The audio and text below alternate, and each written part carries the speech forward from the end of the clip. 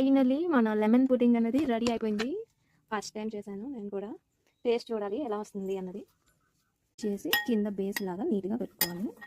నా బేస్ అన్నది రెడీ అయిపోయింది. ఇప్పుడు మనం రెడీ చేసుకున్న ఆ lemon fresh cream and condensed మిల్క్తో చేసిన లిక్విడ్ అన్నది వేస్తున్నాను. ఇప్పుడు సెకండ్ లేయర్కి నేను ఓరియో బిస్కెట్ అన్నది తీసుకున్నాను. ఈ బిస్కెట్ కూడా క్రీమ్ సపరేట్ చేసి అవుటర్ లేయర్ అన్నది పౌడర్ చేసుకోవాలి. ఇప్పుడు మన సెకండ్ లేయర్ ఓరియో వేస్తున్నాను. ఇప్పుడు మళ్ళీ సెకండ్ లేయర్ మన క్రీమ్ అన్నది యాడ్ చేసుకుందాం. ఇప్పుడు దీని మీద టాపింగ్స్ మనకు నచ్చినట్టు నేనైతే సేమ్ ఆ బిస్కెట్దే తీసుకుంటున్నాను. సేమ్ అలానే ఓరియో బిస్కెట్ కూడా వేస్తున్నాను. సెంటర్లో ఓరియో క్రీమ్ మనం సపరేట్ చేసి పెట్టుకున్నాం కదా, అది వేసాను. మళ్ళీ పైనుంచి అలా మిల్క్ పౌడర్ వేస్తున్నాను డస్టింగ్లా.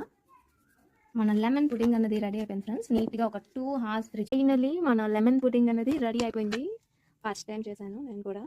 టేస్ట్ చూడాలి ఎలా వస్తుంది అన్నది. మీరు ఎప్పుడైనా ఆల్రెడీ తిన్నారా?